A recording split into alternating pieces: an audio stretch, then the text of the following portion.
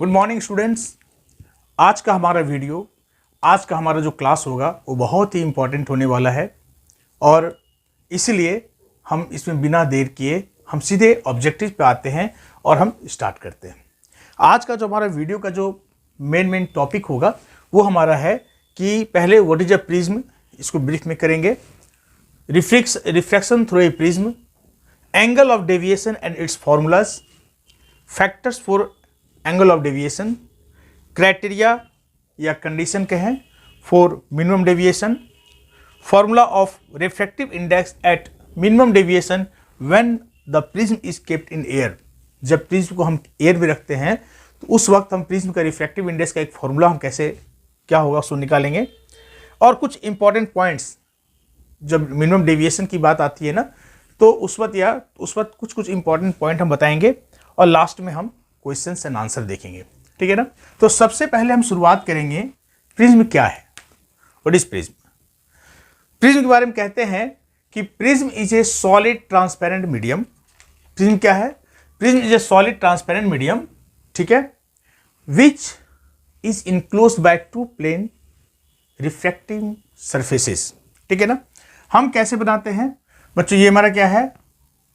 Base है, ठीक है।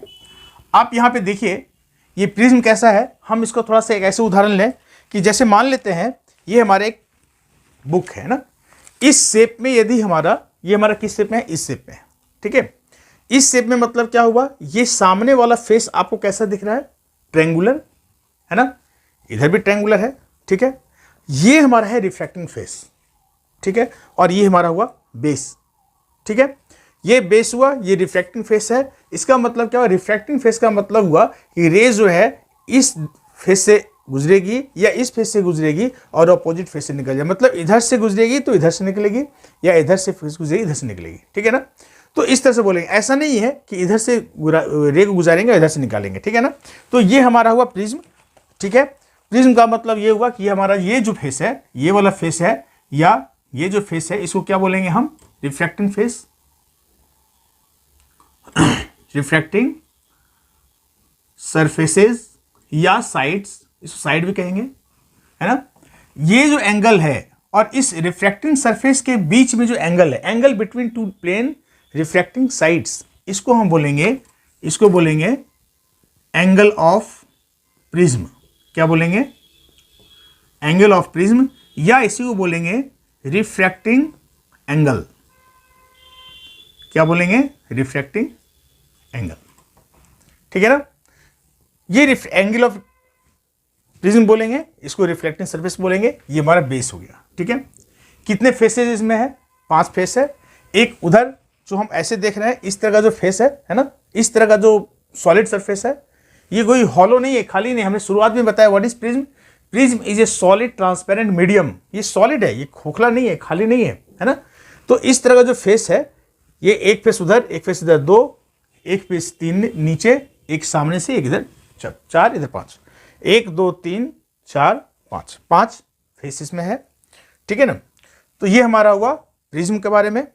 और एक चीज और बताएंगे कि यदि अभी थोड़ा सा इसको क्या करते हैं ना, इसको हम कर देंगे इतना बड़ा डायग्राम को हम लोग क्या करते हैं शॉर्टकट में कैसे दिखलाते हैं। जब भी हम रे डायग्राम खींचते हैं या जब भी हम लाइट पढ़ते हैं तो इतना बड़ा नहीं बनाते हैं, 3 डायमेंशनल नहीं बनाते हैं, और सीधे क्या करते हैं हम फ्रंट वाले फेस को ऐसे दिखा देते हैं, है ना। यानी फ्रंट वाला फेस को दिखाते हैं, रिफ्रैक्टिंग सरफेस ऐसे है, ठीक है, सिर्फ सामने वाला हम देख रहे हैं, ठीक है। तो यदि ये रिफ्रैक्टिंग फेस है तो हमारा क्या हुआ? ये हमारा हुआ एंगल ऑफ प्रिज्म। ये क्या हुआ? जिसको ए से हम डिनोट करते हैं, ठीक है। मतलब क्या हुआ? इधर से लाइट गई, इधर गई, इधर निकल गई, ठीक है। हम दिखाएंगे कैसे जाता है, रिफ्लेक्शन होता है। तो जब हम लाइट इधर से पास करते हैं, इस फेस से पास करते हैं, इस फेस से निकल जाती है, तो इस दोनों के बीच जो एंगल बनता है उसको बोलेंगे एंगल ऑफ प्रिज्म।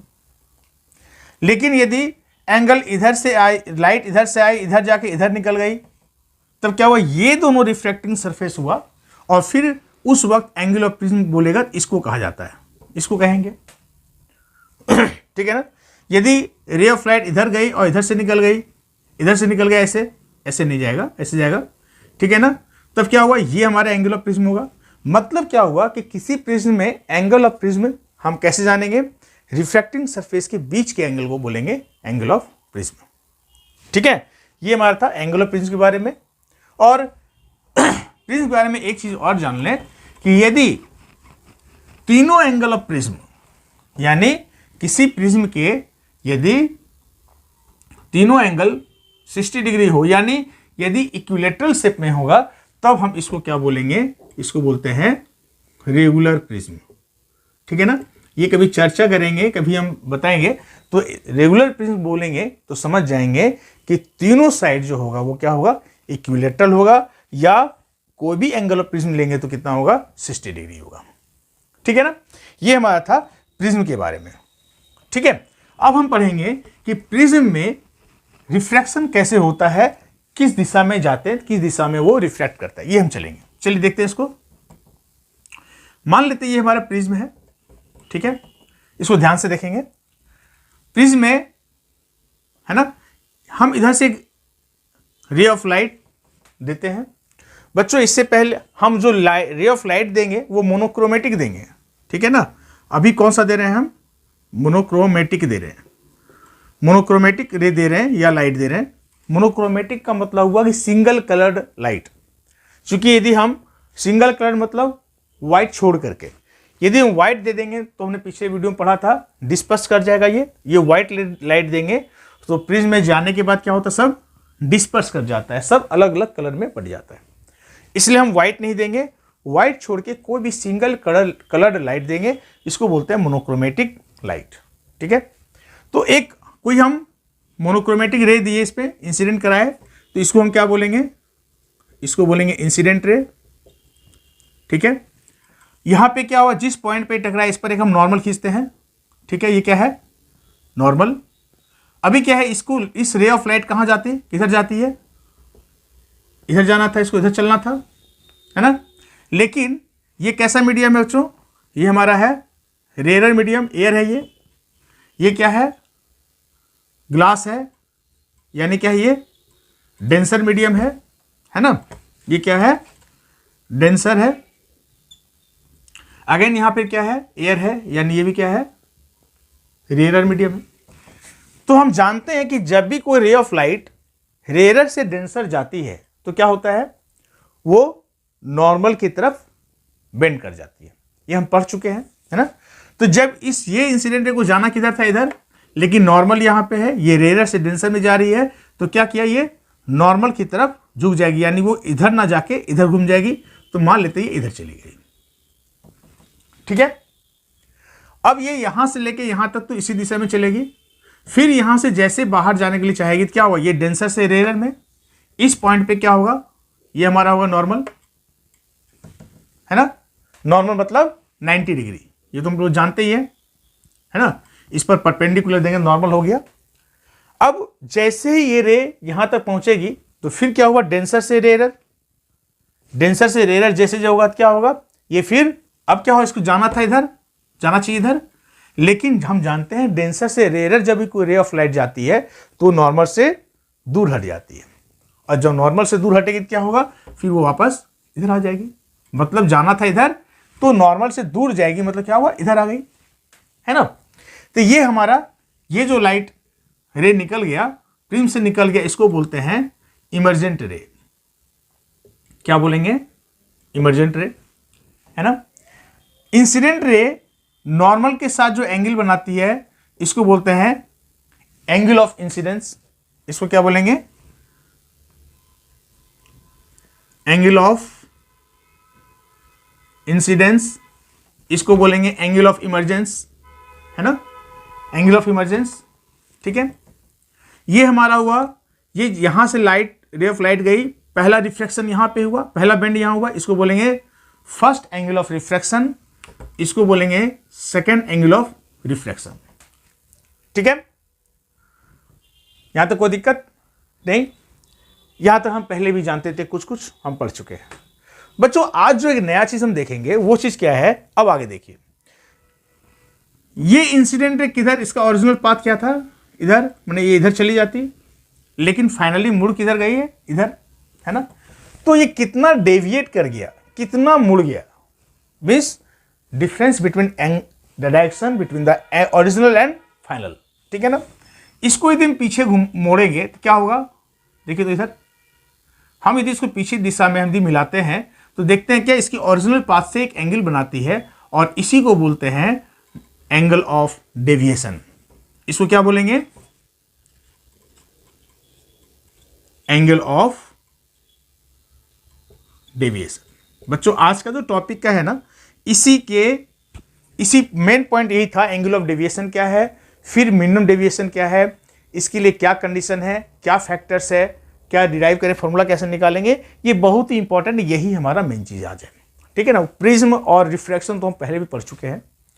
तो क्या है ना, what is angle of deviation, angle of deviation is the angle between the incident ray, the path of incident ray and path of emergent रे। मतलब इंसिडेंट रे का जो पाथ होगा और इमर्जेंट रे के जो बीच जो एंगल बनेगा, इसको हम बोलेंगे एंगल ऑफ डेविएशन। और इस साइन को हम क्या बोलेंगे, इस साइन को बोलेंगे डेल्टा।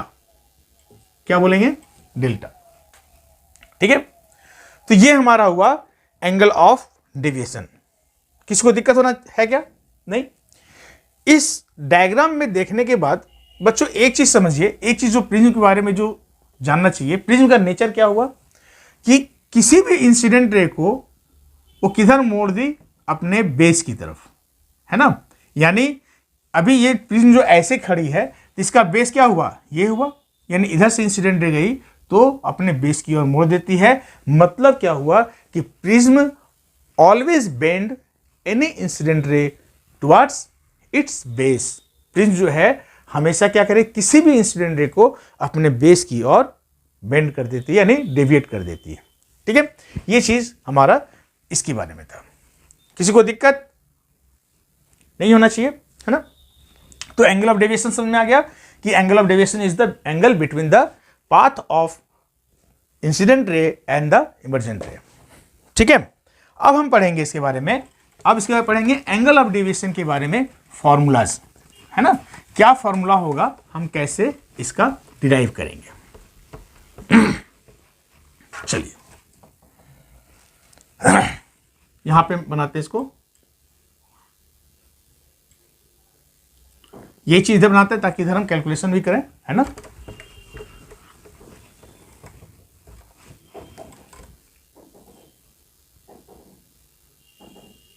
ये था हमारा एंगल ऑफ इंसिडेंट रे, इधर वेंड की और फिर इधर निकल गई, इमर्जेंट रे ये हुआ, ठीक है। इसका ओरिजिनल पाथ किधर था बच्चों, इधर था। ये इसका हम इधर बैक मिलाएंगे तो इधर मिलेगा, यानी क्या हुआ, ये हमारा हुआ डेल्टा, एंगल ऑफ डेविएशन। इधर नॉर्मल हुआ, सॉरी तिरछा हो गया, ठीक है। ये हमारा हुआ नॉर्मल इस दिशा में, यहां पे इस फेस पर नॉर्मल इधर हुआ। ये एंगल ऑफ इंसिडेंस है, ये एंगल ऑफ इमर्जेंस है ना। ये है हमारा फर्स्ट रिफ्लेक्शन R1, ये हमारा है R2, ठीक है। कोई दिक्कत नहीं होना चाहिए। अब इसमें हम, ये हमारा क्या था, नॉर्मल, ये भी हमारा है नॉर्मल, ये हमारा हुआ एंगल ऑफ प्रिज्म। अब हम क्या पढ़ने जा रहे हैं, एंगल ऑफ डेविएशन के लिए क्या फॉर्मूला होगा, हम उसको हम डिराइव करने जा रहे हैं, ठीक है। इसको गौर से देखेंगे बच्चों। ये देखिए, यदि ये I है तो क्या होगा, ऑपोजिट एंगल यहां से लेके यहां तक क्या होगा, I होगा, है ना। और यदि ये R1 है तो ये क्या होगा, I माइनस R1। कोई दिक्कत नहीं होना चाहिए, है ना। इसको यदि I है और ये R है, ये एंगल क्या होगा, I माइनस R1, ठीक है। उसी प्रकार से यदि ये E है और ये R2 है, ये वाला क्या होगा, ये क्या होगा, ये होगा E माइनस R2। कोई दिक्कत नहीं। अब हम इस एंगल की बात करें, ये तुम्हारा क्या है, ये नॉर्मल है, यानी कि 90 डिग्री है, ये भी 90 डिग्री है। हम इस ट्रायंगल की बात करें, इस ट्रायंगल में ये जो है इसकी बात करें, पहले यहां देखिए, ऐसे है ना, ये वाला, ये R1 है, ये R2 है। तो ये एंगल क्या होगा बच्चों, एंगल क्या होगा, 180 minus R1 plus R2। Any doubt? इस एंगल का वैल्यू कितना होगा? 180 माइनस R1 प्लस R2। कोई दिक्कत है ना? क्योंकि तीनों एंगल मिला के 180 होना चाहिए था, ये भी निकल गया। कितना हुआ ये? 180 माइनस R1 प्लस R2। ठीक है, अब हम इस डायग्राम की बात करें एक बार और। ये डायग्राम यहां से लेके ऐसे ऐसे ऐसे और ऐसे, ठीक है, हम इस डायग्राम की बात करें। ये हमारा कौन सा चीज है? ये है। ये एंगल कितना था? 180 माइनस R1 प्लस R2। ये एंगल क्या है बच्चों? ये है 90 डिग्री। ये हमारा क्या है? नॉर्मल है, यानी ये 90 डिग्री बन रहा है, यानी क्या है? 90, है ना। अब हम इस क्वाड्रिलेटरल की हम बात करें तो हम चारों एंगल मिला के कितना होना चाहिए? A प्लस 90 प्लस ये भी 90 plus 180 minus R1 plus R2, इसको कितना होना चाहिए? 360 होना चाहिए। क्वाड्रिलेटरल के चारों एंगल्स का सम कितना होना चाहिए? 360, यानी ये angle plus this angle plus this angle plus this angle, है ना, कितना होना चाहिए? 360। यानी क्या होगा? देखिए यहां पे A plus 90 90 180 180 360 minus R1 plus R2 बराबर 360, है ना। यानी ये कट जाएगा, ये कट गया, क्या हो गया? A equal to R1 plus R2, है ना। यानी this angle is equal to this R1 plus R2। ये एक फॉर्मूला हमारा हुआ और ये ही न्यूमेरिकल्स बनाने में इसका भी काम आएगा, है ना। ये बहुत इंपॉर्टेंट हुआ, A equal to R1 plus R2, ठीक है ना। अब हम चलेंगे इसका एंगल ऑफ डेविएशन का फॉर्मूला निकालने के लिए। बच्चों इस एंगल को, ट्रायंगल को देखिए आप, यहां से लेके जो ट्रायंगल निकला है इसको देखिए, ये जो रह गया है ना, ये था हमारा I माइनस R1, ये था E माइनस R2, और ये हमारा एंगल ऑफ डेविएशन, है ना, यहां वाला चीज। अब इसको देखिए, ये क्या है? इस ट्रायंगल का एक्सटीरियर एंगल, ठीक है, डेल्टा, और ये क्या होगा? इस दोनों एंगल के सम के बराबर होगा, है ना, यानी I minus R1 plus E minus R2 होगा या नहीं होगा? Exterior angle of a triangle is equal to the sum of opposite two interior angles, है ना। तो यानी क्या हुआ? डेल्टा क्या होगा? I minus R1 plus E minus R2 होगा। यानी क्या होगा? हम लिखेंगे इसको I plus E minus R1 plus R2, है ना। ये क्या था? डेल्टा। यानी फाइनली क्या निकला? Delta equal to I plus E minus R1 plus R2 क्या होता है? एंगल ऑफ प्रिज्म, यानी A, है ना। ये हमारा एंगल ऑफ डेविएशन का फॉर्मूला हुआ, और ये बहुत ही इंपॉर्टेंट है। ये जब भी हम न्यूमेरिकल्स बनाएंगे तो इसका भी प्रयोग करेंगे, इसका तो प्रयोग करेंगे ही, ठीक है। तो ये दो फॉर्मूला आप जरूर याद करेंगे या रखेंगे, ताकि न्यूमेरिकल्स बनाने में आसानी होगा। और इसके अलावा एक बात और है बच्चों, इसके अलावा स्नेल्स लॉ को याद रखना ही पड़ेगा। स्नेल्स तो जानते हैं, पहले पढ़ा चुके हैं, पिछले वीडियो में बताया था क्या होता है। तो फर्स्ट मीडियम का refractive index into sine I equal to refractive index of second medium into sine R, है ना। ये तो हमारा स्नेल्स लॉ का फॉर्मूला है ना। न्यूमेरिकल्स बनाते समय इस फॉर्मूला का भी बहुत जगह यूज होता है, तो इसको भी याद रखें। मतलब ये दो एंगल ऑफ प्रिज्म का फॉर्मूला या एंगल ऑफ डेविएशन के फॉर्मूला के साथ साथ इस स्नेल्स लॉ को भी हम याद रखेंगे, तो हम हर तरह के न्यूमेरिकल्स को हम सॉल्व कर सकते हैं, ठीक है। चलिए इसका एक स्नैप ले लीजिए स्क्रीनशॉट, फिर हम आगे बताएंगे। अब हम चलेंगे फैक्टर्स।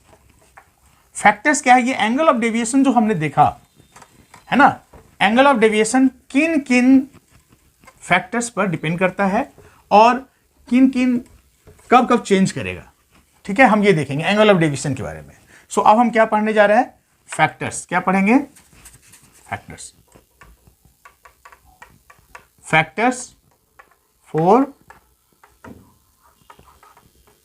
एंगल ऑफ डेविएशन, ठीक है ना। एंगल ऑफ डेविएशन के लिए पहला फैक्टर, ये कब ये इफेक्ट करेगा, कब कब चेंज करेगा, कौन कौन सा फैक्टर है जो इसको डिस्टर्ब करेगा, है ना, वो चीज देखेंगे। तो पहला चीज हमारा है जो हम पहले पढ़ चुके हैं, रिफ्रैक्टिव इंडेक्स, है ना। हम पहले पढ़ चुके हैं कि रिफ्रैक्टिव इंडेक्स क्या है, कि किसी भी मीडियम का रिफ्रैक्टिव इंडेक्स क्या है, ऑप्टिकल डेंसिटी बतलाता है, और इससे पता चलता है कि कोई भी रे कितना बेंड करेगा, यानी कितना डेविएट करेगा, हम ये जानते हैं, है ना। यानी बेंडिंग ऑफ रे कितना बेंड करेगा वो बताता है कौन, रिफ्रैक्टिव इंडेक्स। इसको हम लोग क्या करते हैं, म्यू से भी डिनोट करते हैं या फिर ईटा से भी करते हैं, जो भी हो। यानी हम जानते क्या है कि यदि म्यू ज्यादा है ना, रिफ्रैक्टिव इंडेक्स ज्यादा है, यानी क्या होगा, हमारा बेंडिंग ज्यादा होगा, यानी क्या हुआ, हमारा एंगल ऑफ डेविएशन ज्यादा होगा, है ना। यदि किसी मीडियम का रिफ्रैक्टिव इंडेक्स ज्यादा होगा तो बेंडिंग ज्यादा हो, यानी कह सकते हैं इसको एंगल ऑफ डेविएशन ज्यादा होगा। जो ऐसे जा रहा था ये, ठीक है, अब रिफ्रैक्टिव इंडेक्स ज्यादा होगा तो क्या होगा, ये ज्यादा एंगल से डेविएट कर जाएगा, ठीक है। उसी प्रकार से यदि रिफ्रैक्टिव इंडेक्स कम होगा तो क्या होगा, एंगल ऑफ डेविएशन भी कम होगा, ठीक है। जैसे हम लोग क्या जानते हैं, रिफ्रैक्टिव इंडेक्स ऑफ ग्लास कितना होता है, लगभग 1.5।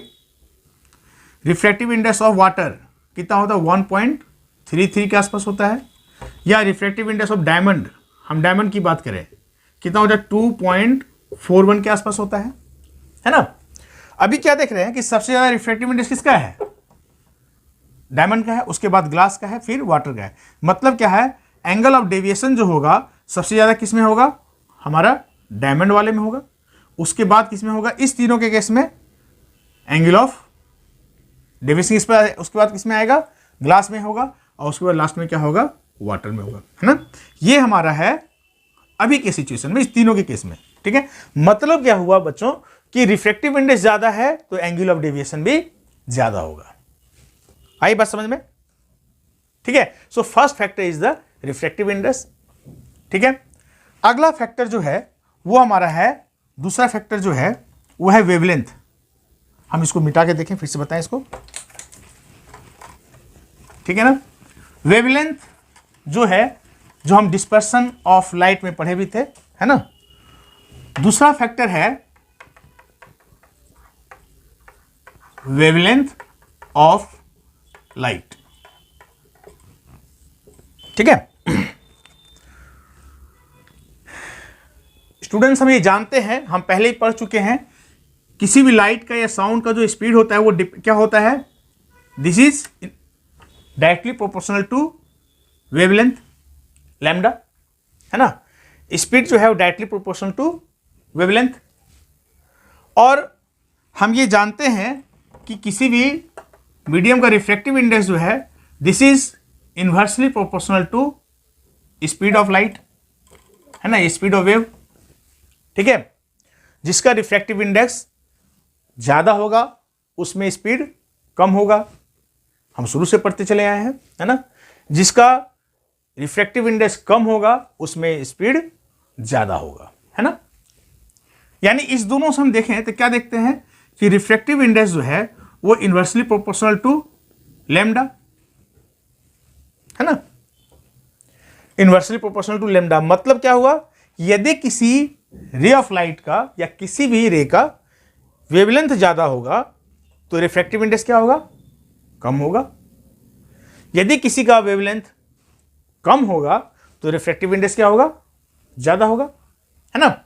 हम इसका उदाहरण देखते हैं। लास्ट वीडियो में जो डिस्पर्सन ऑफ लाइट है उसमें पढ़े भी थे, उसमें क्या देखे थे कि रेड लाइट का जो है वेवलेंथ क्या होता था, मैक्सिमम होता था, है ना। रेड लाइट का वेवलेंथ मैक्सिमम होता था। जब रेड लाइट का मैक्सिमम होगा वेवलेंथ तो म्यू क्या होगा, यानी रिफ्रैक्टिव इंडेक्स क्या होगा, ये मिनिमम हो जाएगा, है ना।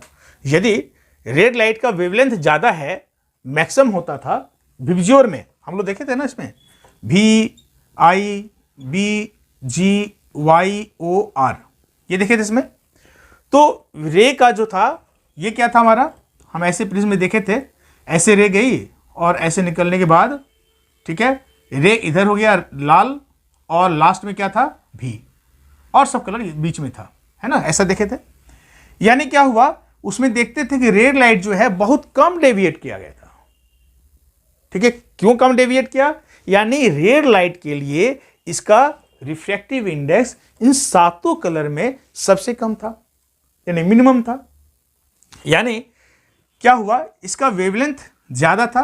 क्यों हुआ था, क्योंकि रेड लाइट का वेवलेंथ यानी लैम्डा मैक्सिमम होता है, और इस फॉर्मूला से हम जान गए क्या, कि यदि वेवलेंथ मैक्सिमम है तो रिफ्रैक्टिव इंडेक्स मिनिमम होगा, और रिफ्रैक्टिव इंडेक्स मिनिमम होगा तो फिर क्या हम जानते हैं, रिफ्रैक्टिव इंडेक्स यदि अभी जस्ट देखे थे, यदि रिफ्रैक्टिव इंडेक्स कम होगा तो क्या होगा, बेंडिंग कम होगा, यानी डेविएशन भी क्या होगा, मिनिमम होगा। और यही कारण है कि रेड लाइट जो है कम एंगल से डेविएट किया था। आई बात समझ में, है ना। अब हम देखते हैं वायलेट कलर का। वायलेट का क्या होता है, वेवलेंथ ये मिनिमम होता है। ठीक है, वायलेट कलर का जो वेवलेंथ होता है वो मिनिमम होता है। जब वेवलेंथ मिनिमम होगा तो रिफ्रैक्टिव इंडेक्स म्यू क्या होगा, मैक्सिमम हो जाएगा। म्यू क्या हो गया, मैक्सिमम। और जब म्यू मैक्सिमम होगा तो ये क्या होगा, एंगल ऑफ डेविएशन भी क्या होगा, मैक्सिमम होगा। और यही कारण है कि विबज्योर जो है ज्यादा एंगल से डेविएट कर गया।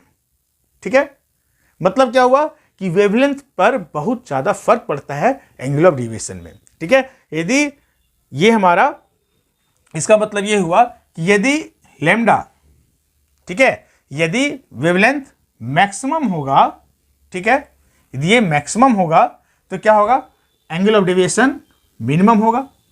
ठीक है, और यदि वेवलेंथ मिनिमम होगा तो एंगल ऑफ डेविएशन मैक्सिमम होगा। आई बात समझ में, ठीक है ना। तो ये हमारा था कि सेकंड फैक्टर वेवलेंथ, ठीक है ना, वेवलेंथ किस तरह से एंगल ऑफ डेविएशन पर असर डालती है, ये था। कोई दिक्कत नहीं होना चाहिए। अगला हम पढ़ते हैं, अगला फैक्टर हमारा है एंगल ऑफ प्रिज्म। तीसरा क्या है, तीसरा फैक्टर है angle of prism. Angle of prism जिसको हम बोले थे ए या रिफ्रैक्टिंग एंगल बोलते हैं, है ना। इसके में क्या जानते हैं, यदि एंगल ऑफ प्रिज्म ज्यादा होगा तो डेविएशन भी ज्यादा होगा, यदि एंगल ऑफ प्रिज्म कम होगा तो डेविएशन भी कम होगा। ठीक है, ये जानना है, इसका डिराइव ज्यादा नहीं करेंगे, है ना। इसमें बहुत सारा ऐसे नॉर्मली अब जो अभी डिराइव किए फॉर्मूला एंगल ऑफ डेविएशन का, उससे भी अंदाज लगा सकते हैं, है ना, उसमें भी अंदाज लगा सकते हैं, लेकिन उतना नहीं चलेंगे। सिर्फ इसको रट लेना है कि हाँ, यदि एंगल ऑफ प्रिज्म ज्यादा होगा तो डेविएशन भी ज्यादा होगा, कम है तो कम होगा। हम लास्ट में दिखाएंगे यदि बहुत कम हो गया तब क्या पड़ेगा, हम कैसे निकालेंगे। हम लास्ट में, वीडियो के लास्ट में बताएंगे कि यदि एंगल ऑफ प्रिज्म बहुत कम हो गया, जैसे मान लेते 10 डिग्री से भी कम हो जाता है, तब डेविएशन क्या असर करेगा, हम बताएंगे बाद में। ठीक है, ये था तीसरा। और चौथा जो सबसे इंपॉर्टेंट है स्टूडेंट्स, वो है एंगल ऑफ इंसिडेंस। ठीक है, यानी आई, ये सबसे इंपॉर्टेंट है एंगल ऑफ इंसिडेंस। ठीक है, हम इसके बारे में पढ़ेंगे, विस्तार से पढ़ेंगे। मेन यही पढ़ाना था, लेकिन इसी से बहुत सारा चीज हम जानेंगे। ये सब फैक्टर्स था, लेकिन इसका बहुत ज्यादा इंपॉर्टेंस है, हम देखेंगे कैसे। एंगल ऑफ इंसिडेंस के बारे में वैज्ञानिकों ने रिसर्च किया तो पाया क्या कि जब जब एंगल ऑफ इंसिडेंस हम बढ़ाते हैं, जब हम आई बढ़ाने लगते हैं, तो शुरुआत में क्या होता है, एंगल ऑफ डेविएशन भी बढ़ता है। ठीक है, फिर और बढ़ाते हैं तो और बढ़ता है, और बढ़ाते हैं और बढ़ता है, और बढ़ाता है और बढ़ता है। उसके बाद फिर क्या होता है, जब उसके बाद बढ़ाते हैं तो देखते हैं क्या, जब एंगल ऑफ डेविएशन उसके बाद ही बढ़ाते हैं तब ये घटने लगता है। ठीक है, हम इसको एक ग्राफ से देखें। ठीक है, हम इसको देखें, इसको हम मिटा देते तो और अच्छा रहेगा। अब हम चलेंगे एंगल ऑफ इंसिडेंस का क्या असर पड़ता है डेविएशन पे, हम उसको दिखाते हैं। ठीक है, इसको गौर से देखेंगे बच्चों, ये काफी इंपॉर्टेंट है ना। तो चौथा क्या बताया था हमारा, एंगल ऑफ इंसिडेंस के बारे में। हमने क्या बतलाया, आई जब बढ़ा रहे थे तो एंगल ऑफ डेविएशन भी बढ़ रहा था, फिर बढ़ा रहे थे तो फिर बढ़ रहा था, फिर बढ़ाते बढ़ रहा था। एक समय ऐसा आता है कि उसके बाद एंगल ऑफ डेविएशन जब हम बढ़ाते हैं तो एंगल ऑफ इंसिडेंस बढ़ाते हैं तो डेविएशन घटने लगता है। ठीक है, इसको हम ग्राफ से देखते हैं। ठीक है, ये हमारा ग्राफ है, ये हमारा है एंगल ऑफ इंसिडेंस, ये हमारा है डेविएशन का। ठीक है, यहां पे था जैसे एंगल ऑफ इंसिडेंस हम बढ़ाते चले जाएंगे तो शुरुआत में क्या हुआ, एंगल ऑफ इंसिडेंस यहां था, फिर यहां था, फिर यहां था, फिर यहां था, फिर यहां था, ऐसे करते चला गया और बाद में फिर ये बढ़ने लगा। ठीक है, बाद में फिर क्या हुआ, यहां तक घटा, उसके बाद जब हम एंगल इंसिडेंस बढ़ाते हैं तो ये क्या हुआ, ये ऐसे निकल गया ये। ठीक है, यानी इसको हम मिला दे पॉइंट को, ऐसे चला गया। ठीक है, यानी इसका जब ग्राफ खींचते हैं तो इस तरह से दिखता है कि हम एंगल ऑफ इंसिडेंस जब बढ़ा रहे होते हैं, ठीक है, तो क्या होता है, ये शुरुआत में घटता है, घटते घटते घटते घटते एक पोजीशन ऐसा आता है जहां पे एंगल ऑफ डेविएशन क्या होता है, मिनिमम हो जाता है। ठीक है, और इस एंगल पे, इस एंगल ऑफ इंसिडेंस पे ये मिनिमम हो जाता है और फिर जब इसके बाद बढ़ाने लगते हैं तो एंगल ऑफ डेविएशन क्या होता है, बढ़ने लगता है। आई बात समझ में? ठीक है, ये हुआ और यही हुआ मिनिमम डेविएशन। ये जो हुआ क्या हुआ, मिनिमम हुआ ना। इसके बाद तो नहीं, ये घटते घटते घटते घटते यहां तक आया। ठीक है, इसके बाद से क्या हुआ, बढ़ने लगा। मतलब एंगल ऑफ डेविएशन क्या हुआ, मिनिमम हुआ इस एंगल ऑफ इंसिडेंस पर, और इसी एंगल को हम बोलेंगे minimum deviation, angle of minimum deviation. ये क्या हुआ, एंगल ऑफ मिनिमम डेविएशन। कौन, डेल्टा एम। यदि डेल्टा एम लिखेंगे तो समझ जाएंगे एंगल ऑफ मिनिमम डेविएशन। ठीक है, यही समझेंगे। ये क्या हुआ, एक पर्टिकुलर एंगल ऑफ इंसिडेंस पे। ऐसा नहीं है कि कई एंगल ऑफ इंसिडेंस पर हमारा मिनिमम रहता है, ऐसा नहीं है। ये कब होता, जब ग्राफ ऐसे रहता, तो ऐसे रहता तो हम लोग क्या देखते हैं कि इस एंगल ऑफ इंसिडेंस पर भी ये मिनिमम है, इस एंगल पर भी, इस एंगल पर भी, इस एंगल पर, इसमें, उसके बाद बढ़ाना शुरू हुआ, है ना। तो ऐसा नहीं है कि कई एंगल ऑफ इंसिडेंस पर हमारा ये जो है मिनिमम है, ऐसा नहीं है, ये ऐसा नहीं है। आई बात समझ में? ठीक है स्टूडेंट, तो यहां पे एक चीज इंपॉर्टेंट है जो आपको याद रखना है कि एंगल ऑफ इंसिडेंस जो होता है, minimum angle of minimum deviation जो है, इट हैपेंस, ये होता है। ठीक है, it happens only at one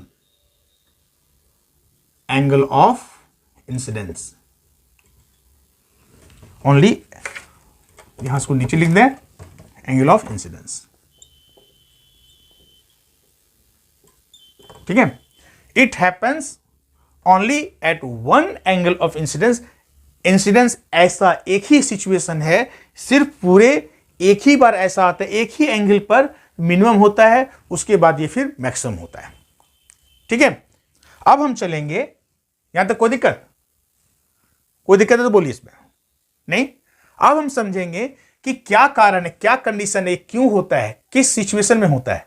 ठीक है, किस सिचुएशन पे एंगल ऑफ डेविएशन होगा। मतलब क्या हुआ ना, हम ऐसे जब ये कोई रे पास करते हैं ना ऐसे, तो इधर जाना चाहिए था, इधर मुड़ गया। हम इसको ऊपर नीचे ऊपर नीचे ऊपर नीचे करते चलेंगे और इस एक एंगल ऐसा आएगा जिस पर ये डेविएशन कम होगा। मतलब कभी ऐसे है, ऐसे ऐसे होना चाहिए, उसके बाद ये नीचे नहीं जाएगा, ये इसके बाद ये रे जो है रिफ्लेक्टेड रे ऊपर नहीं जाएगा, इमर्जेंट रे ऊपर नहीं जाएगा। तो मिनिमम डेविएशन क्या होगा वो हमको निकालना है। ठीक है, तो इसके लिए क्या क्राइटेरिया है, अब हम पढ़ेंगे क्राइटेरिया या कंडीशन कि मिनिमम डेविएशन जो होता है वो कब होता है, किस सिचुएशन में होगा। क्योंकि कई बार पूछ देता है एग्जाम में कि what are the criteria for minimum deviation of light. ठीक है, मिनिमम डेविएशन ऑफ लाइट का क्राइटेरिया क्या है। ठीक है, बात है समझ में। अब इसको हम देखते हैं। ठीक है, इसके लिए पहले बोलते हैं कंडीशन। कंडीशन या criteria for minimum deviation of angle of minimum deviation. ठीक है, कंडीशंस या क्राइटेरियाज फॉर मिनिमम डेविएशन। ठीक है, तो इसके लिए क्या है, पहला तो ये है, पहला होता है कि I इक्वल टू ई, मतलब angle of incidence equal to angle of emergence होना चाहिए। ठीक है, और दूसरा या इसी को बोलेंगे एंगल ऑफ दोनों refraction, angle of refraction 1, angle of refraction 2, ये बराबर होना चाहिए। और दूसरा क्राइटेरिया है क्या, कि refracted ray that should be parallel to base of the prism, base of the prism. ठीक है, this two are the conditions और क्राइटेरिया फॉर मिनिमम डेविएशन। ठीक है, मिनिमम डेविएशन तभी होगा जब हमारा ये दोनों क्राइटेरिया फुलफिल होगा। ठीक है, अब हम इसको प्रूफ करते हैं। चलिए इसके पहले हम एक प्रूफ करते हैं, इसका पहले I equal to E, first इसको प्रूफ करते हैं, या R1 equal to R2। Students ये देखिए गौर से, मान लेते हैं मान ले रहे अभी, है ना, ये प्रिज्म है, इधर से एंगल ऑफ इंसिडेंस गया और ये ऐसे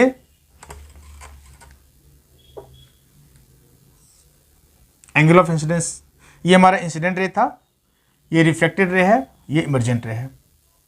इस पॉइंट पे नॉर्मल इधर, इस पॉइंट पे नॉर्मल इधर, ये क्या है, नॉर्मल। ये एंगल ऑफ इंसिडेंस I, ये एंगल इमर्जेंट E, ये एंगल ऑफ प्रिज्म A। इसको यहां नहीं लिखे, अच्छा रहेगा, इसको हम अंदर लिख देते हैं। ठीक है, ये इंसिडेंट रे, ये इमर्जेंट रे, ये हमारा रिफ्लेक्टेड रे, ये R1, ये R2।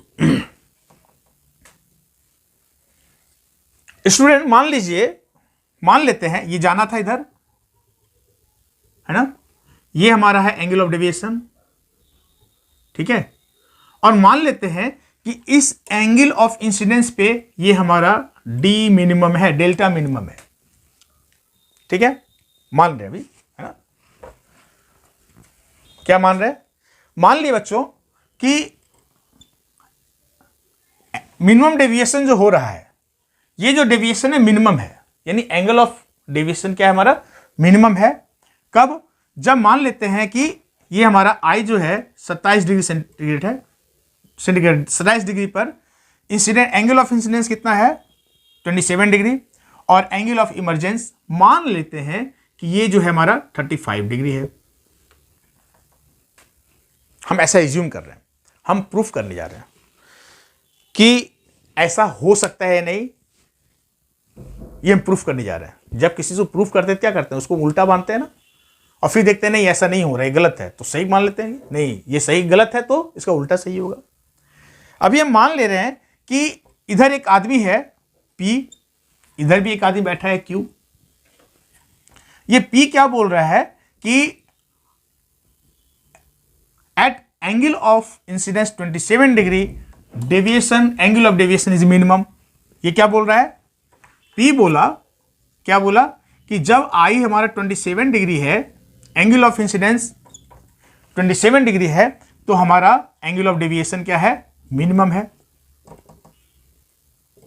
ठीक है, और इधर Q क्या बोल रहा है, Q बोल रहा है, अच्छा एक चीज बताओ बच्चों, हम पहले ही पढ़ चुके हैं, हम लोग शुरू में भी देखे हैं, हर जगह पढ़े हैं, स्फेरिकल मिरर में, प्लेन मिरर में, हर जगह देखे हैं। हम क्या पढ़ते थे, जैसे मान लीजिए मिरर ये है ना, और वहां क्या होता था, प्रिंसिपल एक्सिस के पहले पैरेलल में यदि हम कोई रे देते थे तो क्या होता था, ये फोकस से गुजरता था या नहीं। और जब हम इधर से ही गुजारेंगे, इधर से यदि हम रे देंगे, जब हम प्रिंसिपल एक्सिस के पैरेलल डालते हैं तो क्या होता है, फोकस से गुजरता है। और जब कोई रे यदि फोकस से गुजारते हैं तो क्या होता है, फिर आफ्टर रिफ्लेक्शन क्या होता था, प्रिंसिपल एक्सिस से पैरेलल हो जाता था, है ना। ये हम लोग जान चुके हैं, चाहे प्लेन मिरर की बात हो, हर जगह ऐसा ही केस होता था, है ना। यानी क्या हुआ, इसको बोलते हैं principle of reversibility of light. क्या बोलते हैं, principle of reversibility of light. मतलब लाइट क्या है ना, यदि इधर से डालेंगे इधर से जाएगी और इधर से डालेंगे तो ऐसे हो जाएगी। बात आई समझ में? मतलब यदि हम यहां पर भी देखें, यदि हम यहां इधर से डालेंगे, जिस एंगल से इधर जा रही है, तो इधर से यदि इसी समय हम डालेंगे तो क्या हुआ, आफ्टर रिफ्लेक्शन वो इधर जाएगी। ये लाइट का गुण है कि जिधर से एक बार रास्ता देख लिया है तो वो रास्ता भूलती नहीं है, वो है ना, वो रास्ता कभी भूलती नहीं है। जिधर से इधर गए हैं, यदि हम यहां से स्कूल गए जिस रास्ते से, तो वो भी उधर से ही आएगा, ये जानती है ना। तो इसको बोलते हैं principle of reversibility of light. मतलब इधर से गुजारने के बाद इधर रिफ्लेक्ट करके या रिफ्लेक्ट करके पहुंची है, यदि उसी हम डायरेक्शन में उधर से ध्यान लेंगे तो इधर आएगा। मतलब क्या हुआ बच्चों, मेरा कहने का मतलब क्या है, यदि कोई रे ऑफ लाइट इधर से देंगे 27 डिग्री एंगल ऑफ इंसिडेंस पर, है ना, और मान रहे हैं कि ये डेविएशन क्या है, मिनिमम है, और ये 35 डिग्री पर निकल गई, इमरजेंस जो है एंगल ऑफ इमरजेंस क्या है 35 डिग्री। ठीक है, यानी क्या हुआ, गौर से समझेंगे। यहां पे हम बोल रहे हैं कि 27 डिग्री एंगल ऑफ इंसिडेंस पे डी मिनिमम है, लेकिन यदि यहां से हम देखेंगे, यदि ये आदमी देख रहा है कि हम इधर से डाल रहे हैं तो इधर ही जाएगी लाइट इधर डालने पे इधर गई है, तो इधर भी डालेंगे इधर जाएगी ना, है ना। तो ये आदमी ये बंदा बोल रहा है कि 27 डिग्री एंगल ऑफ इंसिडेंस पर हमारा डी मिनिमम है, डेल्टा मिनिमम है। तो ये भी आदमी बोलेगा ना कि क्या इसके लिए इंसिडेंस ये हुआ ना। फिर से देखो बच्चों, यदि इधर से हम देख रहे हैं तो एंगल ऑफ इंसिडेंस ये हुआ, एंगल ऑफ इमरजेंस ये हुआ। यदि हम इधर से देखेंगे तो क्या होगा, यदि इस साइड से हम देखेंगे तो क्या होगा, एंगल ऑफ इंसिडेंस ये होगा, एंगल ऑफ इमरजेंसी होगा, है ना। तो इधर से देखने पर क्या बोल रहे हैं कि एंगल ऑफ इंसिडेंस 27 डिग्री पर क्या हो रहा है, डेल्टा मिनिमम है। उसी तरह से इधर वाला क्या बोलेगा कि नहीं, क्यों क्या बोलेगा, ये बोलेगा कि एंगल ऑफ इंसिडेंस 35 डिग्री है तो हमारा डेल्टा मिनिमम है नहीं। क्योंकि हम जानते हैं क्या, principle of reversibility of light में, कि यदि लाइट इधर गई है, आफ्टर रिफ्लेक्शन इधर गई है, तो इधर से ही हम डालेंगे तो फिर इधर ही वापस आएगी, है ना।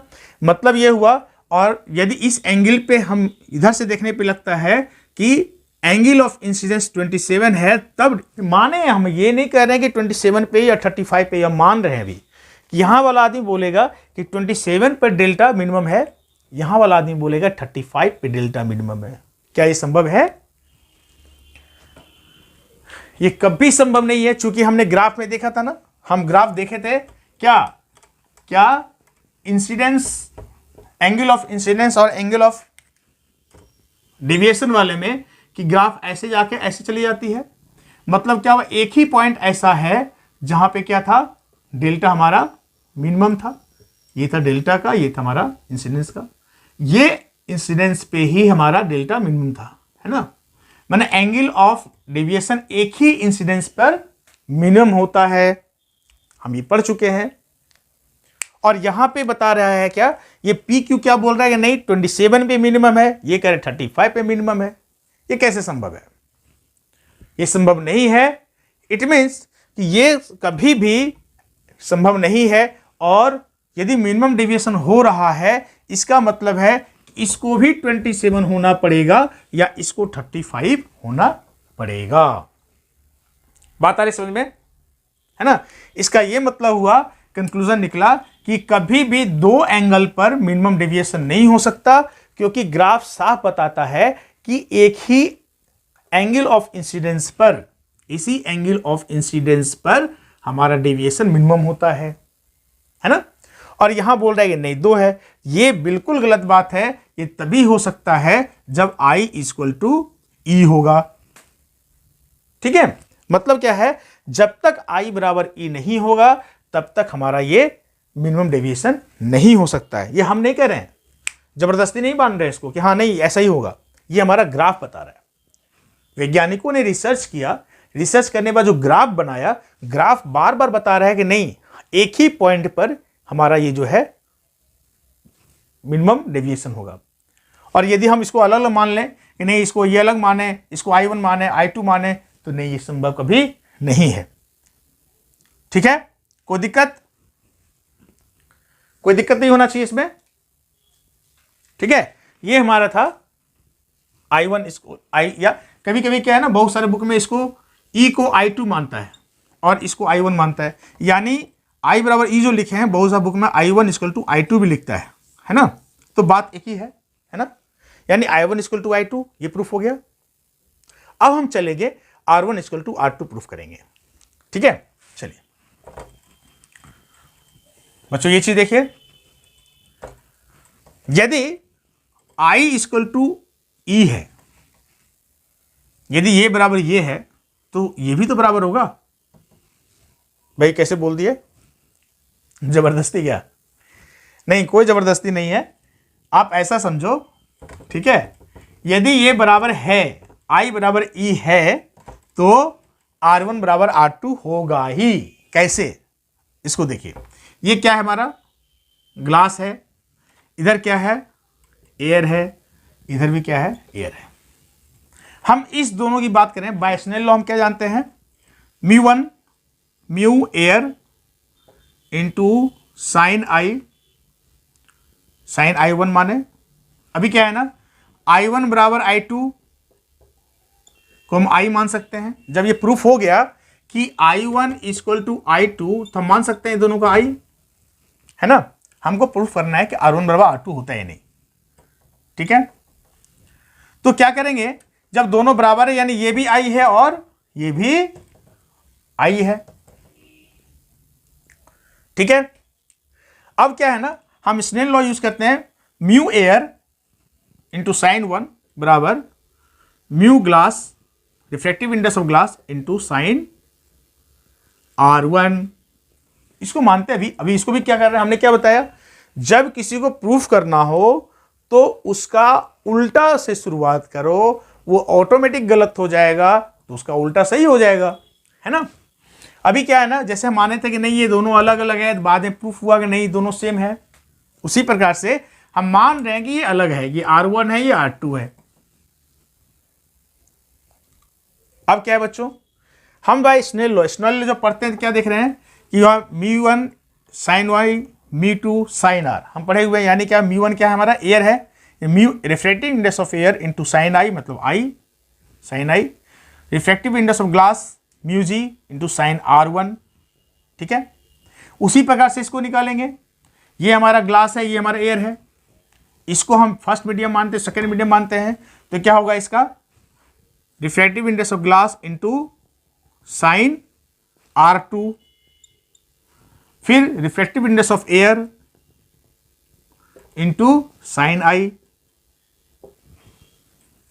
बच्चों दोनों तो एक ही चीज लिखे हैं, हम सिर्फ घुमा दिए, mu air into sine I, mu air into sine I, यहां μg इंटू साइन R1, यहां μg इंटू साइन R2,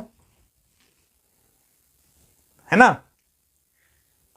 हम ऐसे बोल रहे थे ना कि यदि ये दोनों बराबर है, ये दोनों बराबर होगा, तो विश्वास नहीं हो रहा था, अब विश्वास हो जाएगा, है ना। अभी क्या है ना कि जब यहां लिए स्नेल लॉ में फर्स्ट मीडियम सेकेंड मीडियम, तो फिर से देखिए, refractive index of air into sine I, refractive index of second medium into sine R1, ये हुआ। और यहां पे जब इस दोनों मीडियम बात किए तो refractive index of first medium μg into sign R2, और यहां पे रिफ्रैक्टिव एयर ये। ठीक है, क्लियर। अब यहां पे देखिए, ये और ये सेम है, इसका मतलब क्या हुआ बच्चों, ये और ये सेम होगा, यानी μg साइन R1 बराबर μg साइन R2, ये सब खत्म है, यानी क्या हुआ, R1 बराबर R2 हुआ या नहीं हुआ, हो गया ना। यानी क्या हुआ स्टूडेंट, क्या हुआ बच्चों, ये वाला चीज कि यदि मिनिमम डेविएशन हो तो पहला जो क्राइटेरिया था कि angle of incidence and angle of emergence बराबर होगा, साथ ही साथ दोनों एंगल ऑफ रिफ्रैक्शन हमारा बराबर होगा। ये प्रूफ हो गया हमारा, ये प्रूफ हो गया, है ना। अब हम चलते हैं, प्रूफ करेंगे इसको। ठीक है, कोई दिक्कत नहीं, यदि कोई दिक्कत होगा तो आप रिवर्स कर लेना। वापस कर लेना भाई मेरे वीडियो को, पता चल जाएगा इसमें, है ना। अब हम प्रूफ करेंगे इस चीज को, ठीक है। ये रिफ्रैक्टिव इंडेक्स बेस के पैरेलल कैसे होगा, चलिए देखते हैं इसको।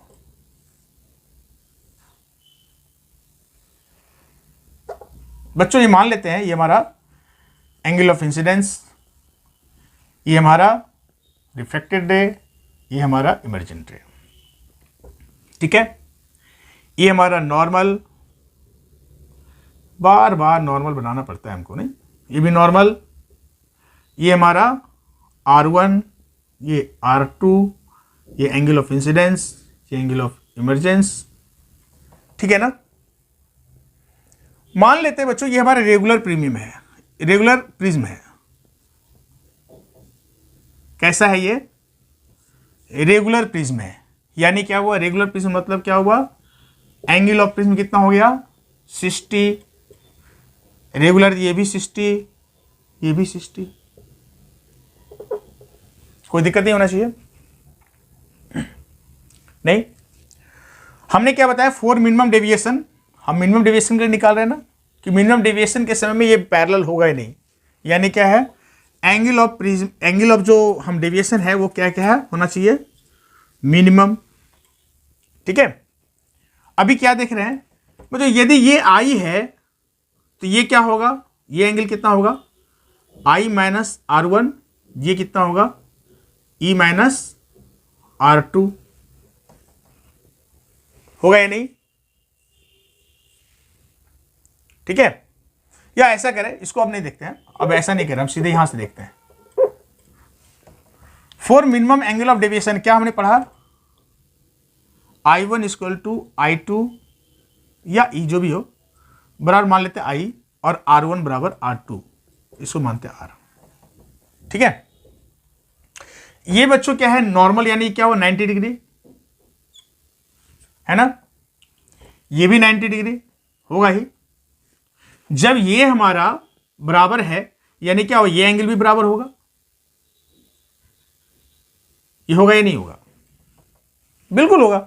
यदि ये एंगल बराबर है R1 इक्वल टू R2 और ये हमारा 90 डिग्री है, तो ये बराबर होगा या नहीं होगा, ये बराबर होगा ना, बिल्कुल होगा।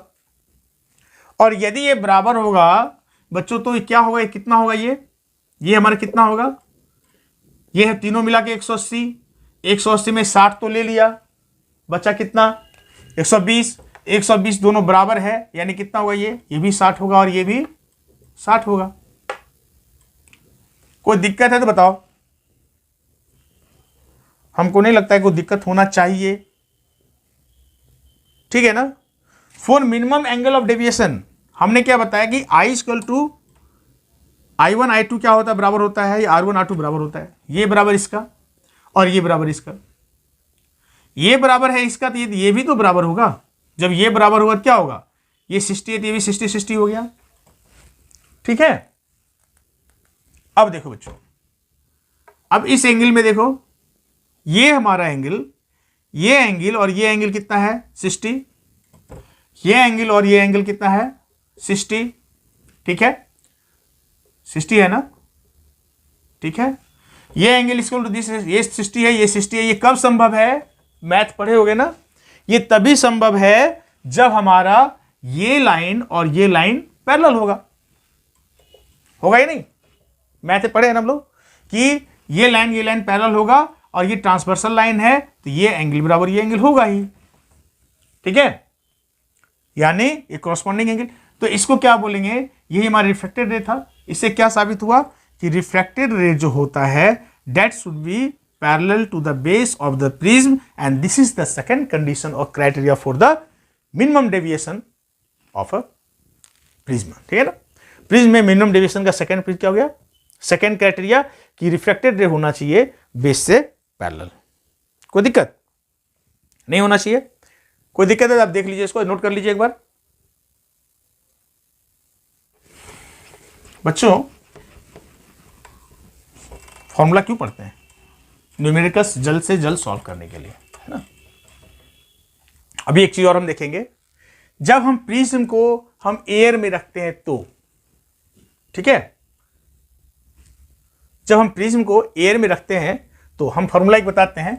रिफ्रैक्टिव इंडेक्स का फॉर्मूला होता है रिफ्रैक्टिव इंडेक्स ऑफ मीडियम, या कोई भी ग्लास या कोई मीडियम ले ले, प्रिज्म मान ले। रिफ्रैक्टिव इंडेक्स ऑफ प्रिज्म होता है sine of minimum deviation delta plus A whole divided by 2 whole divided by sine A by 2। ठीक है ना। ये फॉर्मूला आपको याद रखना होगा मिनिमम डेविएशन के केस में, जब एयर में रखा गया है प्रिज्म और उस वक्त प्रिज्म का हमको रिफ्रैक्टिव इंडेक्स निकालना हो तो ये फॉर्मूला हम यूज कर सकते हैं। ठीक है। ये कहां से आया, हम इसको अब डिराइव करेंगे। क्या हम बोले मिनिमम डेविएशन के लिए हमने क्या बताया बच्चों, for angle of minimum deviation क्या था criteria, I1 equal to I2 equal to I मान सकते हैं, और R1 equal to R2 equal to R मान सकते हैं, है ना। अभी क्या होगा, हम क्या पढ़े थे, एंगल ऑफ प्रिज्म का फॉर्मूला पढ़े थे कि R1 प्लस R2 यानी क्या हो जाएगा, दोनों सेम है यानी क्या होगा 2R होगा ना, R प्लस R 2R। इसका मतलब हुआ R बराबर क्या हो गया, angle of prism divided by 2, R निकल गया। एक और हम फॉर्मूला पढ़े थे एंगल ऑफ मिनिमम डेविएशन का, क्या पढ़े थे, I equal to E minus A। इसका क्या मतलब हुआ, I और एक ही है, मतलब 2I माइनस A, है ना। इसका मतलब क्या हुआ, I बराबर क्या हो जाएगा, I बराबर क्या देखेंगे इसमें, इसको ले सकते हैं ना, 2I बराबर A प्लस A, 2I बराबर डेल्टा M प्लस A, यानी क्या हुआ, I बराबर क्या हो गया, delta M plus A whole divided by 2 हो गया ना। ये था हमारा ये। अब हम बाय स्नेल लॉ पढ़ते हैं। ठीक है, स्नेल लॉ से हम क्या जानते हैं, ठीक है, हमने क्या बताया, जब प्रिज्म एयर में रखा हुआ है तब, ये कब कंडीशन बतलाया हम, ये फॉर्मूला कब यूज करेंगे, when the prism is kept in all India radio, है ना, एयर। जब प्रिज्म एयर में रखा गया हो उस वक्त यदि हमको निकालना हो रिफ्रैक्टिव इंडेक्स तब, यानी क्या हुआ, बाहर है, यानी क्या हुआ हमारा by Snell law. Snell law कभी भूलना नहीं है, वो हमेशा याद करते रहना होगा, वो याद दिलाते रहेगा कि हम भी हैं, है ना। स्नेल लॉ क्या था, mu of air refractive index of air into sine I equal to refractive index of prism, prism है ना, प्रिज्म, ठीक है, यूपी नहीं समझना इसको, प्रिज्म, ठीक है, इंटू साइन आर, ये ना स्नेल लॉ से। एयर का कितना होता है 1 मालूम है हम लोग को, तो क्या होगा रिफ्रैक्टिव इंडेक्स ऑफ प्रिज्म, ठीक है, इसका मतलब क्या होगा sine I divided by sine R, है ना। इसको हम सीधे लिखते हैं शॉर्ट में P।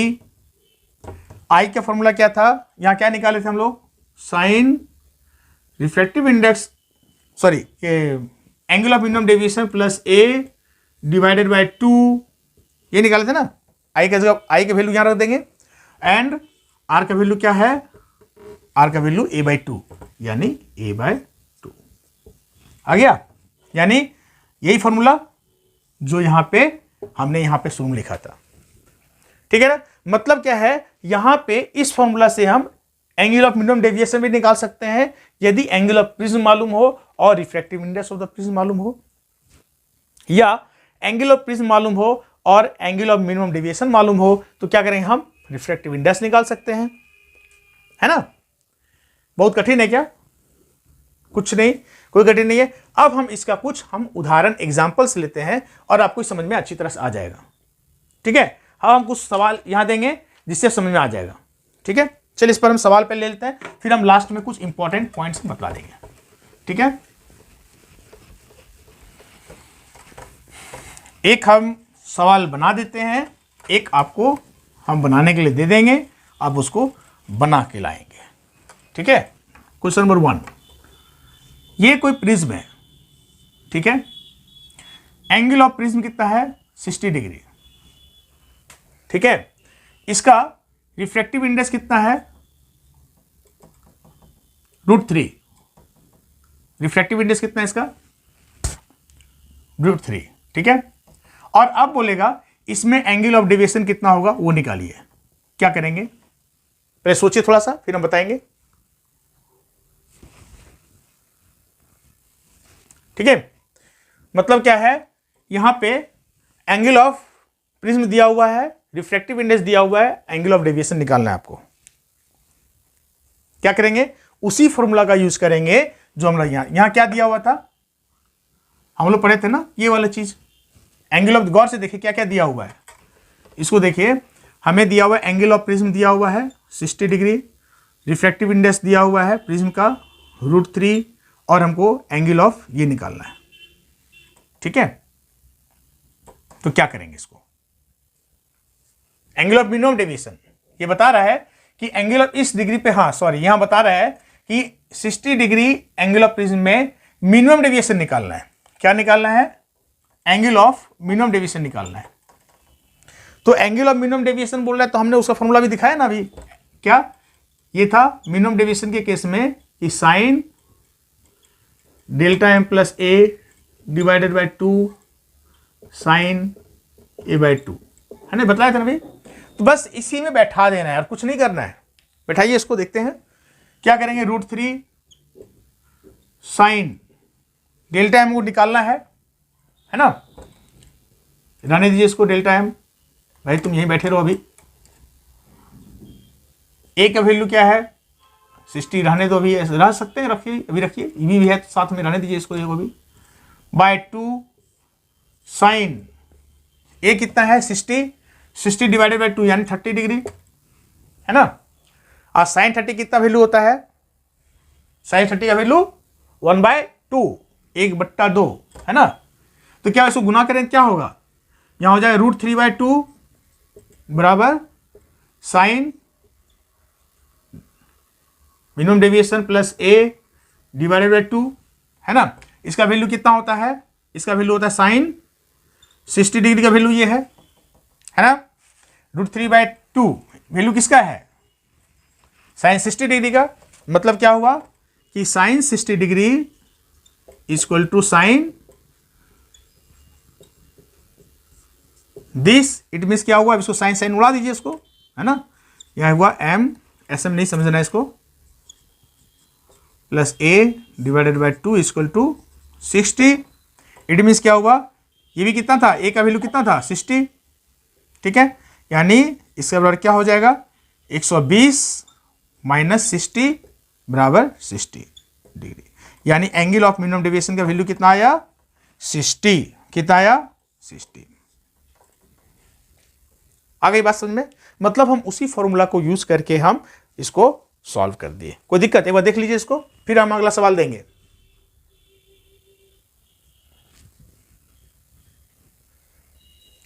कोई दिक्कत?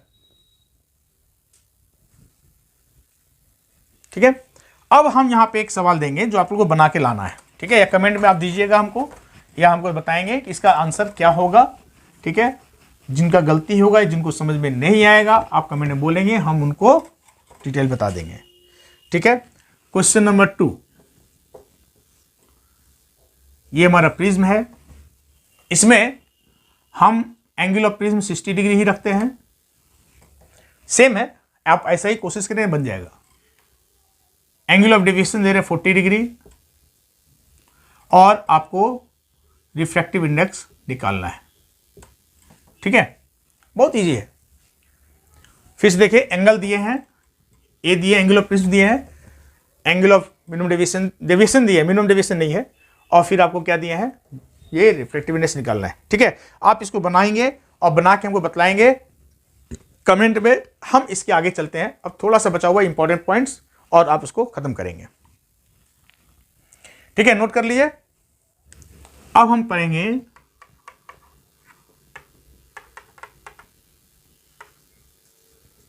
Some important points. पहला इंपॉर्टेंट पॉइंट देखते हैं इसमें ये चीज, इसको याद करें ग्राफ को एक बार बच्चों। ये हमारा ग्राफ था आई का, ये ग्राफ था हमारा डेविएशन का। वो ऐसे होता था, डेविएशन ऐसे आता था, फिर ऐसे निकल जाती थी, है ना बच्चों। इस चीज को एक बार गौर से देखें। इस ग्राफ को जब देखेंगे ना तो हम इसमें कुछ पाते हैं, ठीक है। क्या पाते हैं देखिए इसको।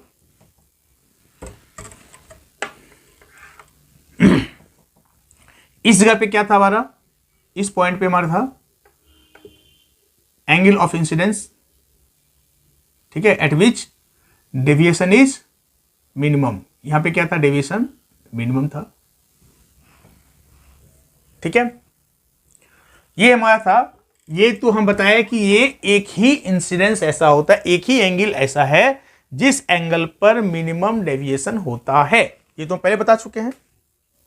अब हम क्या देख रहे हैं, ये पॉइंट हम लेते हैं, इस पॉइंट पे इस डेविएशन को देखते हैं। ये डेविएशन है ना, ये डेविएशन यहां पे है, मान लें कुछ डेल्टा है, ठीक है, ये डेल्टा है। और इसके लिए अब यहां मिला देते हैं तो क्या देखते हैं, एक यहां पे मिल रहा है हमारा I1 और एक यहां पे है I2। मान लेते हैं ये जो डेल्टा है ये कितना है, 40 डिग्री। ये डीएम की बात नहीं कर रहे हैं, ठीक है, डेल्टा हम बात कर रहे हैं, इस डेविएशन की बात कर रहे हैं। ये तुम जान रहे हैं एक पॉइंट पे ही हमारा मिनिमम डेविएशन होता है, हम इस डेविएशन की बात कर रहे हैं। मान लेते हैं ये डेविएशन 40 है, ठीक है। और अब क्या है ना, हम इसको एक ग्राफ से दिखा रहे हैं आपको। ये हमारा एंगल ऑफ इंसिडेंस, ये नॉर्मल, ये आई हुआ, ये इधर रिफ्लेक्ट हुआ, ऐसे गई, ऐसे ये भी नॉर्मल, ये भी नॉर्मल, ठीक है ना। ये जाना था इसको, इधर रास्ता भटक गया, इधर मुड़ गया, इतना से ये दिस इज 40, ठीक है, दिस इज 40। मान लेते हैं ये 40 है, ठीक है। मान लेते हैं ये जो है एंगल 35 है, ये इमरजेंस एंगल जो है 50 है। यानी इधर से देखेंगे तो डेविएशन 40 होगा, या इधर से देखते हैं तो भी डेविएशन 40 होगा। बताया था ना principle of reversibility of light. यानी इस एंगल से देखेंगे, जब एंगल ऑफ इंसिडेंस 35 होगा, ठीक है, तब भी डेविएशन, एंगल ऑफ डेविएशन कितना होगा, 40 होगा। यदि एंगल ऑफ इंसिडेंस इधर से देखते हैं, यदि इधर से हम देखेंगे, ठीक है, इस साइड से देखते हैं तो एंगल ऑफ इंसिडेंस ये हुआ, ये एंगल ऑफ इमरजेंसी हुआ। इस तरफ से यदि देखते हैं, इस तरफ से हम देखेंगे, ठीक है, तब क्या होगा, हमारा ये एंगल ऑफ इंसिडेंस होगा, ये एंगल ऑफ इमरजेंस होगा, ठीक है। जो इधर से जाके इधर निकली है तो इधर से लाइट मारेंगे तो इधर ही निकलेगी ना। तो फिर क्या होगा, यदि हम इधर से देखेंगे तो ये एंगल ऑफ इंसिडेंस हो जाएगा, ठीक है, 50। और फिर क्या हुआ, उस वक्त भी डेल्टा कितना बताएगा, 40। मिनिमम होता तो दोनों बराबर होता, हम मिनिमम नहीं बोल रहे, हम बोल रहे कोई भी मिनिमम छोड़ के कोई भी डेल्टा, कोई एंगल ऑफ डेविएशन। तो क्या हो रहा है ना, यहां पे यदि मिनिमम होता तो दोनों बराबर होता, मिनिमम नहीं है। इट मींस क्या हुआ कि ये भी सही बोल रहा है भाई कि जब एंगल ऑफ इंसिडेंस 50 है तो एंगल ऑफ डेविएशन 40 है। ये भी बोल रहा है जब एंगल ऑफ इंसिडेंस 35 है तो एंगल ऑफ डेविएशन 40 है। इट मींस क्या है बच्चों, यहां पे कंक्लूजन निकाल रहे हैं कि for a particular angle of deviation, ठीक है, for a particular angular of deviation, not only 40 के केस में हम ये उदाहरण लिए हैं, सिर्फ 40 के लिए नहीं, किसी भी एंगल ऑफ डेविएशन के लिए दो हमारा एंगल ऑफ इंसिडेंस होगा। यानी इस एंगल इंसिडेंस पर भी, इस एंगल ऑफ इंसिडेंस पर भी हमारा 40 होगा, ये जो या 40 जो भी होगा, जो एंगल ऑफ डेविएशन होगा वो इस एंगल ऑफ इंसिडेंस पर भी यही डेविएशन होगा। मतलब क्या हुआ, फॉर ईच, हम कह सकते हैं इसको for each angle of deviation, ठीक है, for each angle of deviation except minimum deviation, ठीक है, except minimum deviation, minimum deviation छोड़ करके किसी भी एंगल ऑफ डेविएशन के लिए क्या होगा, there are two values of angle of incidence. ठीक है, मतलब क्या हुआ कि फॉर ईच डेल्टा या कहते हैं एंगल ऑफ डेविएशन, हर एक एंगल ऑफ डेविएशन के लिए हम यहां पर भी बात करेंगे तो ये यहां देखेंगे और इसी जगह पे हम यहां देखेंगे, यहां भी होगा। माने इस डेल्टा की वैल्यू के लिए दो हमारा एंगल ऑफ इंसिडेंस होगा, है ना। वही लिखे for each of angle of deviation except, ये जरूर याद रखेंगे, एक्सेप्ट डेल्टा मिनिमम, है ना, एक्सेप्ट मिनिमम डेविएशन क्या हो, there are two values of angle of incidence. ये हमारा था फर्स्ट इंपॉर्टेंट पॉइंट। कभी ऐसा ऑब्जेक्टिव पूछ दे, किस तरह पूछ दे, तो अब ये बताएंगे कि किसी भी डेल्टा मिनिमम छोड़ करके, मिनिमम डेविएशन छोड़ के किसी भी एंगल ऑफ डेविएशन के लिए कितना होना चाहिए, कम से कम या ज्यादा से ज्यादा जो बोले दो एंगल ऑफ इंसिडेंस होगा ही। कोई दिक्कत, कोई दिक्कत नहीं। ये था हमारा first point.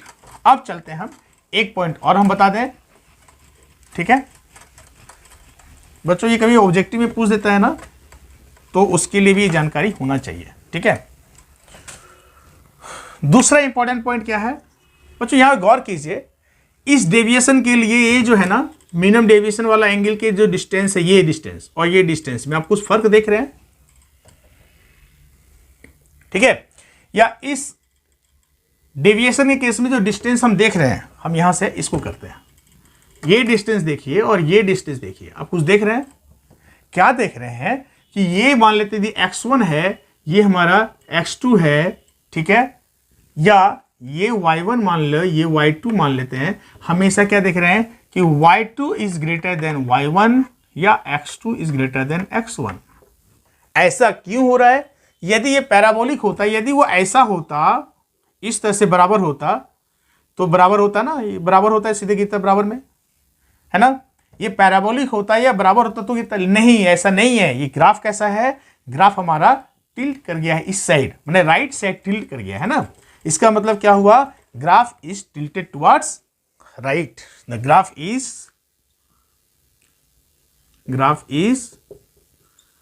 Tilted towards right, मैंने राइट साइड में टिल्ट कर गया है बच्चों। ये ऐसे जाने के बाद ऐसे भाग गया है ना, ये पैराबोलिक नहीं है। Right tilt means not parabolic, ये जो है ना पैराबोलिक नहीं है,